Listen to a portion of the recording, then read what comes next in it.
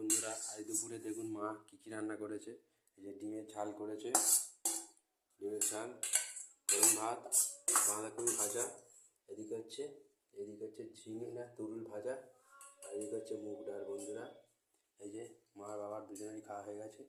মা এই যে খাবার দিয়ে দিচ্ছে আমাকে। আপনারা ভিডিওটা দেখুন, লাইক কমেন্ট শেয়ার সাবস্ক্রাইব অবশ্যই করবেন বন্ধুরা, আমাদের পাশে থাকবেন।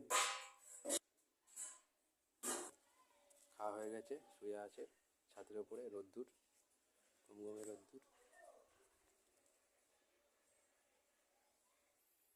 এই তো খাবো।